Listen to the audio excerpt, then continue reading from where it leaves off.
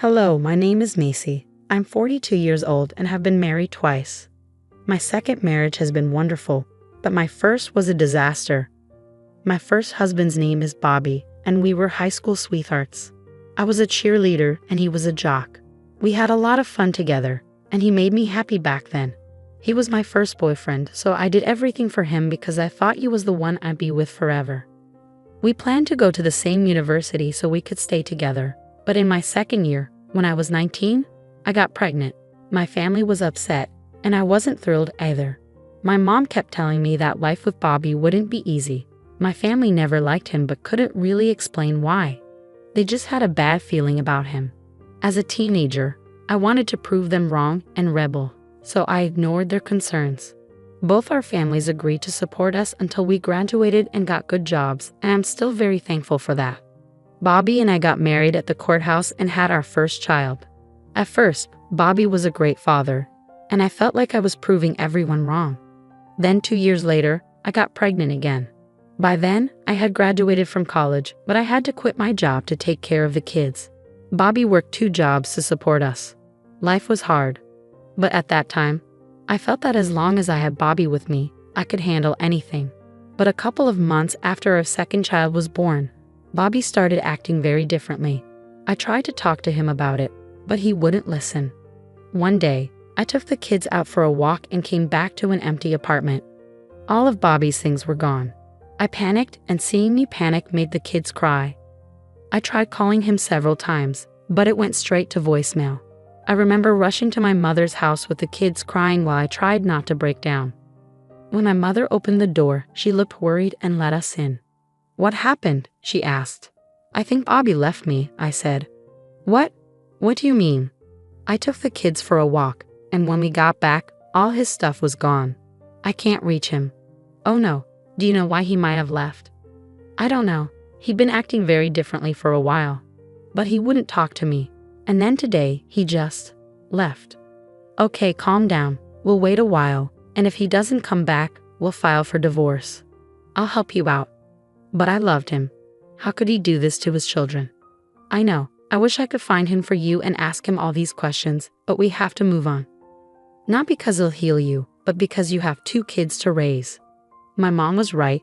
I spent the next few months painfully getting over him while raising 2 kids who looked a lot like him.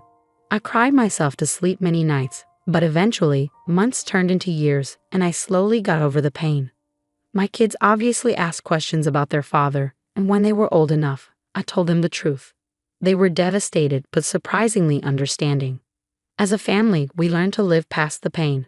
My mom was a huge help and made raising 2 kids much easier than it would have been alone. 13 years after Bobby left, I met my current husband, Fred, at a bar during one of my friend's birthday parties. My mom was watching the kids, so I thought it was a good time to relax and have some fun with my friends. Most of the night, I stayed with my friends, chatting and laughing. Towards the end of the night, Fred approached me. My friends had been encouraging me to meet someone for years, but I was too traumatized by Bobby to try. So when Fred came up to me, my friends stepped back to watch as I talked to him. He started by asking if he could buy me a drink. I wasn't going to turn down a free drink, so I said yes. We waited until we got our drinks to start talking. "So what brings you here?" he asked. It's my friend's birthday, and I'm just here to celebrate with her," I replied. "That's nice. How about I send over some drinks for all of them?" he offered. "All of them? There are 7 more people there." "It's all right. I'll make up all the money I spent here the next 2 hours, so no worries." "So you're rich? Ha, I guess you could say that. Of course, I'm not trying to brag or anything. No, it's a great thing to flaunt. Not a lot of people get to do that, and you aren't being a jerk about it. You're buying a bunch of strangers drinks because I told you it was one of their birthdays. What can I say? I have a particular weakness for pretty women. You're so weak you believe everything they say, even lies." "Yes, of course. Although did you lie?" he asked with a playful smile. "No, it is one of their birthdays. But it is concerning that pretty women make you weak. You should get that checked," I joked. "How about you help me with it? Maybe if I had a pretty woman by my side, I'd only have a weakness for one woman," Fred replied with a playful smile. It was a confidence boost to be called pretty by Fred, especially because he was so handsome. He looked like he could be on the cover of Vogue. I surprised myself by flirting back with him. I was usually quite introverted, so I don't know if it was the drink or just Fred's charm, but I felt comfortable being flirty. Eventually, my friends came to get me, thanking Fred for the drinks. Before I left, Fred and I exchanged numbers. From then on, we talked all the time. We started with texts, then moved on to calls whenever we had free time or something interesting to share. We also started meeting up more often. At first, we met in public places, but as time passed, we began hanging out at each other's homes. I was shocked when I saw Fred's house for the first time. It was like a mansion. Fred laughed and told me to get used to his wealth because it would soon be mine. Fred was very open about wanting to marry me. He told me countless times how comfortable he felt around me, and that just made me love him more. He was also completely okay with me having kids. When I told him about Bobby, he was genuinely upset for me. After that, he went above and beyond to show me how much he cared about me. Fred and Bobby were like night and day, and being with Fred made me realize why so many people didn't want me to be with Bobby. I was glad I got out of that relationship, but I hated how it ended. Fred helped me heal and move on from it, which I was incredibly grateful for. We only dated for a year before getting married. We had a destination wedding and flew out our closest friends and family. My kids were thrilled for me and constantly told me how much they loved Fred, which was a huge relief for me. Life from then on was smooth sailing. Fred eased all my worries and even helped with my kids' education, despite me insisting I could handle it. He showed me that he accepted all of us, not just me. He decorated my kids' rooms exactly how they wanted them before we even moved in together. Fred did everything Bobby didn't and more. It was a true turning point for my family, and that's how we grew into what we are today. From then on, Fred and I had a child of our own, but he never treated my kids differently. About a year after our marriage, my kids asked him to legally adopt them, which was another big moment for our family. After that, we became one big family. We did all the things families do, going out to eat, going on vacations, having fun together, you name it. My career was going well, and Fred's company was thriving too. There wasn't a single thing wrong in my life. Before I knew it, 7 years had gone by. Then, one day, out of the blue, I got a call from an unknown number. "Hello," I answered. "Look who it is. It's Macy." "Who is this? Don't you recognize me?" "I don't think you remember much anyway. It's Bobby here." "How are you doing?" the voice said. "Bobby? What the heck? How did you even get my number?" I asked, surprised. I forgot how whiny you are.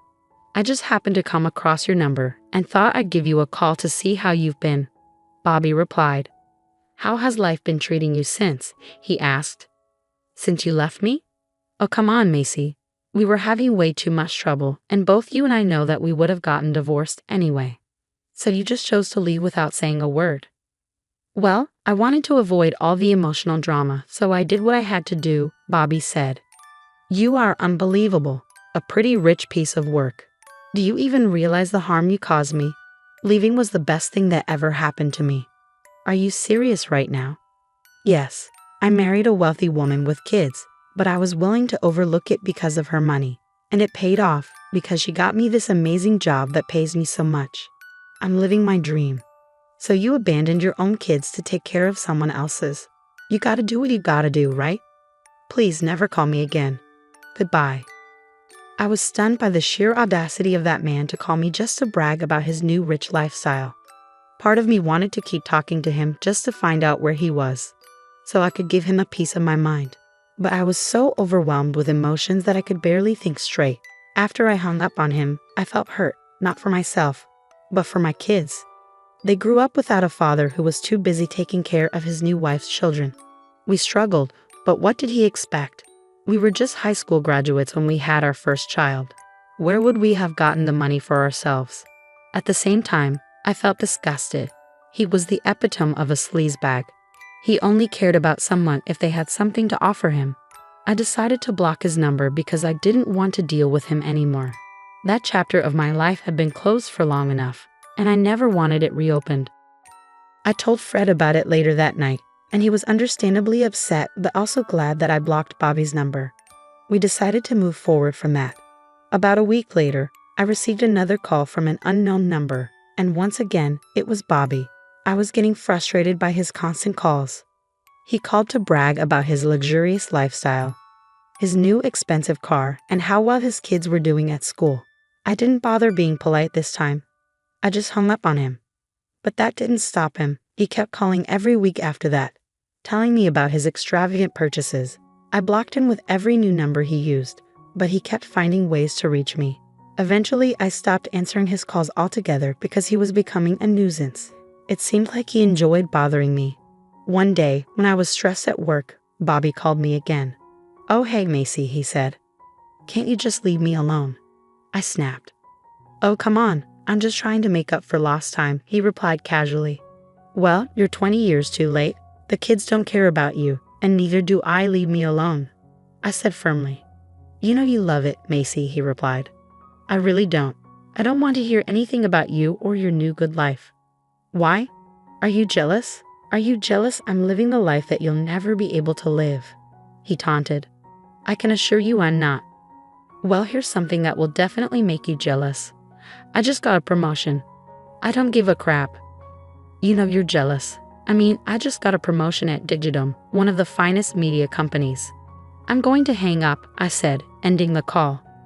I was furious and annoyed after the call, but something Bobby said kept nagging at me. I was too angry to think about it at the moment, so I pushed it aside. When I got back home, I couldn't shake the feeling, and then it hit me. Bobby mentioned working for Digidom, one of the top media companies in our city, and it struck a chord because Fred is the CEO and founder of that company, my husband. I couldn't believe how perfectly the universe had aligned. This meant I finally had a way to teach Bobby a lesson, not just for bothering me, but also for abandoning his children. I waited eagerly for Fred to come home, bubbling with excitement to tell him about my day. "Did something happen? Why do you seem so hyper?" Fred asked when he saw me. "Nothing happened per se, but I did find out something big," I said, unable to contain myself. "Oh, what is it?" he asked, intrigued. Bobby called again. "That sick guy. If I could get my hands on him," Fred started, his anger evident. "That's the thing, he might be closer than we thought," I interrupted. "Huh? What do you mean?" "Well, today he called me to brag about his big promotion at work, and guess where he works?" I said, a grin spreading across my face. "You mean to tell me that he works at my company?" Fred exclaimed, disbelief evident in his voice. "Yeah." At first, I couldn't help but think his company name sounded really familiar, and then it hit me. I explained. "Did you really not remember the company I created?" Fred teased. "Listen, I was way too angry to remember my own name. Cut me some slack," I joked back. I'm kidding. Anyways, do you want me to fire him?" Fred asked. "Absolutely. But before you do, I was wondering if there was any way to humiliate him," I said. "Definitely. Bold of you to think that I wasn't going to fire him in the worst way possible for him," Fred chuckled. With that, we began planning our revenge. We decided to wait a few more weeks before executing our plan to fire him. We would record his calls to me and play them in front of everyone at a big company event in 2 months, which Bobby would be in charge of. There would be several big names present, and we would tarnish his reputation. Over the next few weeks, I answered Bobby's calls calmly, knowing I had the upper hand. I listened to him boast about his wealth and my lack of it, all while recording every conversation. These recordings would come back to haunt him, and I couldn't wait. At the end of the 2 months, the event arrived. Normally, I avoided big crowds, but this time, I wanted to see Bobby's downfall while I sat on the throne. Fred bought me a stunning, expensive dress for the occasion. I stayed in the car until Fred called me, not wanting Bobby to see me and run. I entered when Fred introduced me during his speech. As I walked on stage, Bobby's face dropped. I smirked as I passed him, watching him sweat. Fred praised me and spoke about our wonderful years together, raising my kids. With every word of praise, Bobby seemed to sweat more. I beamed with pride as the crowd applauded me. Then Fred's speech took a surprising turn. He spoke about how I had been harassed by my ex-husband recently, detailing how he had abandoned me and our kids to start a new family with someone wealthy. But fate had a twist in store because my ex-husband worked for Fred's company. The crowd murmured in shock, speculating about who my ex could be. Fred quieted them down, promising to reveal the identity. He pointed at Bobby, declaring him to be my ex-husband.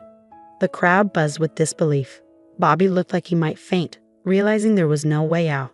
Fred wasn't finished, he had proof. He played the recordings of Bobby's calls to me, exposing his behavior.